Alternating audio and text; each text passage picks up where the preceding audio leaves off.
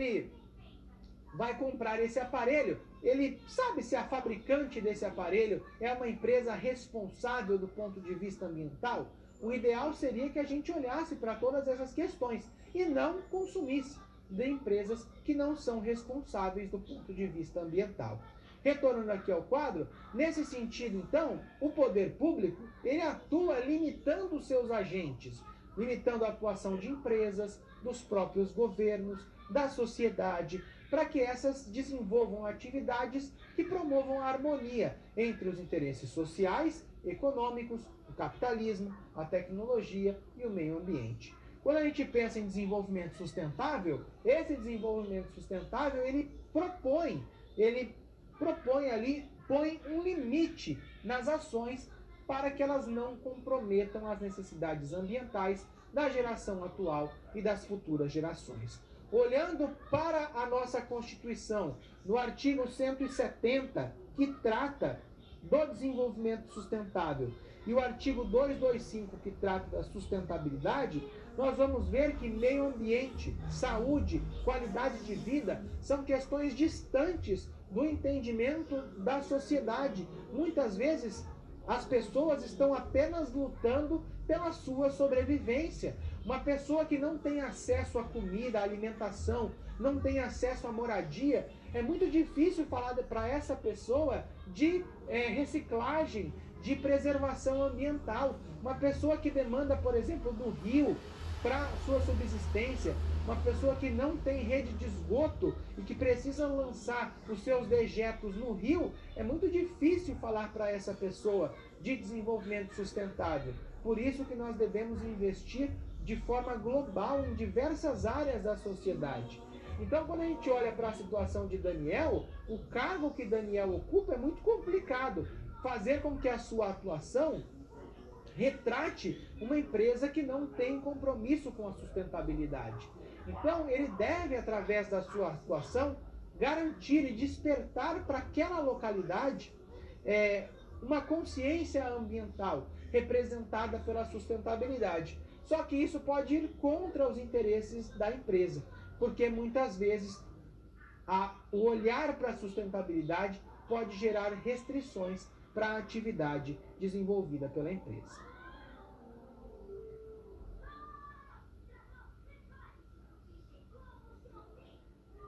Dúvidas sobre a aula? E agora, então, nós vamos realizar uma atividade. Como eu tinha dito anteriormente, se você tem alguma dúvida, fique à vontade para enviar através do nosso chat. E aqui no quadro nós temos o link para o Mente. Antes nós utilizávamos o Kahoot, mas o Kahoot agora tem uma limitação por número de pessoas. Então, a gente está mudando para o aplicativo Mente. Então eu vou dar um tempinho para que você possa logar. Enquanto isso, eu vou continuar aqui fazendo a leitura de mais algumas contribuições. Polo de Itajubá, Minas Gerais, diz assim: professor, desenvolvimento sustentável no Brasil tem caminhado de forma lenta, assim como em outros países emergentes. Como fazer para agilizar essa mudança? Eu acho que a maior forma é conscientizar a nossa população e cobrar os nossos governantes. Pensar na escolha dos nossos governantes, se eles têm ou não um comprometimento com o desenvolvimento sustentável. Essa é uma das alternativas. Juiz de Fora. Professor, entendo que os novos governantes necessitem promover as ações para conter a crise hídrica. Entendo também que cada um de nós somos responsáveis por ações, mesmo que pequenas, para minimizar os efeitos dessa situação. Quando iniciar na escola essa constituição acerca desse termo? A todo momento. Nós, professores, podemos trabalhar com os nossos alunos a conscientização ambiental a todo momento. Pessoal de Belo Horizonte. Responsabilidade socioambiental é a responsabilidade de uma empresa ou organização que tem com a sociedade e com o meio ambiente, além das obrigações legais e econômicas. Certo? É bem nesse sentido mesmo. O pessoal de Belo Horizonte também fala que as causas mais comuns para a crise hídrica, tanto no mundo quanto no Brasil, são o desperdício de água, a diminuição dos níveis de chuva, o aumento do consumo de água pelo crescimento populacional industrial, agricultura, dentre outros. E eles citam que, dentre as estratégias para enfrentar a crise, nós podemos ter a dessalinização da água do mar, a transposição de rios, a água de reuso, a conscientização populacional, dentre outras questões.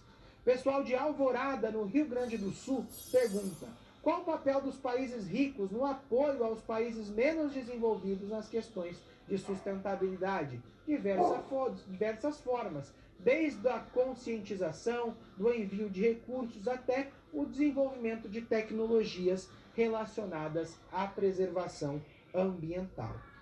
Certo? Nós temos diversas perguntas aqui. Vamos dar andamento à nossa atividade? E caso eu consiga, nós respondemos. Eu fico muito feliz quando eu vejo diversas pessoas participando. Todas essas perguntas são muito pertinentes. E eu agradeço a pergunta de cada um de vocês. Mostram que vocês estão comprometidos com a nossa disciplina, certo? Então vamos aqui ao quadro para a nossa atividade de hoje. Eu vou apresentar 2 conceitos e para medir mesmo se você compreendeu 2 conceitos que nós trabalhamos na aula de hoje. Eu vou dar início à nossa atividade. E primeiro se pergunta aí: o conjunto de elementos físicos, químicos, biológicos e sociais que podem causar efeitos sobre os seres vivos. Esse corresponde ao conceito de meio ambiente, sociedade, economia ou ONGs. Qual é aí o conceito certo? Olha só, a maior parte das pessoas está aí respondendo meio ambiente. Olha só, 95% das pessoas estão dizendo aí que o conjunto de elementos físicos, químicos, biológicos e sociais que podem causar efeitos sobre os seres vivos corresponde ao conceito de meio ambiente. Vamos dar aí mais 20 segundos para que você possa responder.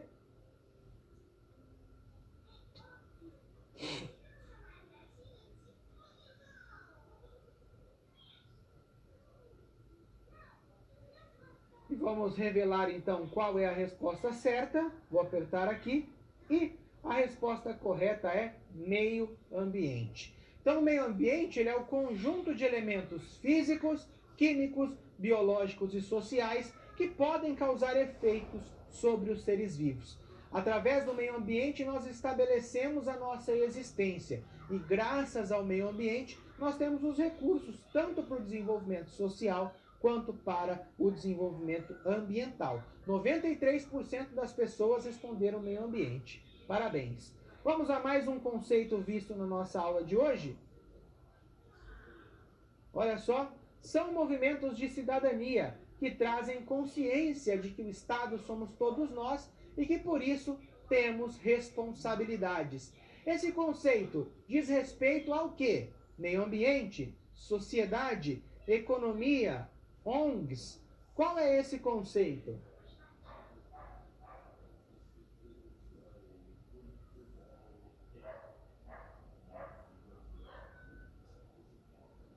Esse já está mais pareio, mais equilibrado.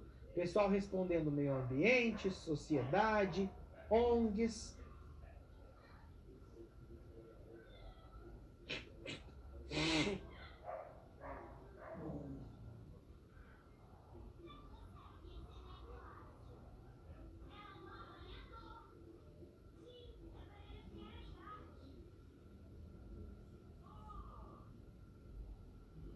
Olha só, vou dar mais 30 segundos aqui então, para que vocês possam terminar de responder.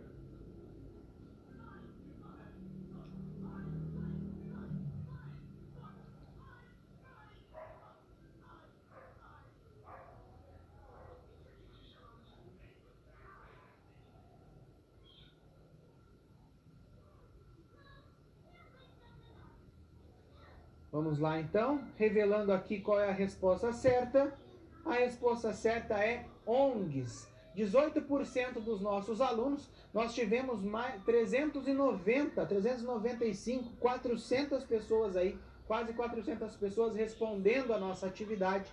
18% delas disseram que são as ONGs. As ONGs, elas são movimentos de cidadania. É um dos principais conceitos de ONG, que trazem a consciência de que o Estado somos todos nós e que por isso temos as nossas responsabilidades. Isso é bastante interessante para que a gente pense sempre de que não cabe pensar que só o poder público deve, então, investir no desenvolvimento da sociedade. Cabe também a cada um de nós. Eu adoraria ficar aqui horas com você, respondendo as perguntas, lendo as contribuições. Isso é muito legal, eu fico muito feliz quando eu tenho uma participação massiva como nós tivemos hoje, mas infelizmente o nosso tempo ele é escasso. E eu preciso finalizar esse nosso momento de interação e ir para a conclusão da nossa aula de hoje. Recapitulando então os pontos mais importantes da nossa aula de hoje, nós começamos a nossa aula falando das crises ambientais no Brasil e no mundo. Essas crises elas se instalam por diversos fatores, dentre eles a questão hídrica, que cada vez ganha mais relevância no mundo e nós estamos experimentando isso hoje no Brasil. As crises sociais e éticas muitas vezes se estabelecem pelo paradigma econômico, social e ambiental, quando se dá muito mais atenção à questão econômica do que às questões sociais e ambientais. Muitas vezes isso leva a uma crise social e ética. Em alternativa ao desenvolvimento da nossa sociedade, nós temos o desenvolvimento sustentável. É um olhar para o futuro, para o local onde nós queremos levar a nossa sociedade. E para nos ajudar nesse sentido, nós temos uma série de dispositivos legais, leis que são relacionadas ao desenvolvimento sustentável. Nós vimos algumas na aula de hoje, mas nós vamos ver outras leis nas próximas aulas que também têm uma grande relevância. E finalizamos os conceitos da aula de hoje falando de ONGs e organismos internacionais versus interesses econômicos e políticos do Estado. Na aula de hoje, então, nós estabelecemos uma série de conceitos que são a base da disciplina. Muitos desses conceitos serão resgatados nas próximas aulas para que a gente possa ampliar e trazer isso dentro de novos contextos. Por isso eu conto com seus estudos semanais, com a leitura do livro da disciplina. Se algum ponto dessa aula não ficou claro, assista novamente a nossa aula de hoje. E caso você tenha alguma dúvida, eu fico sempre à disposição.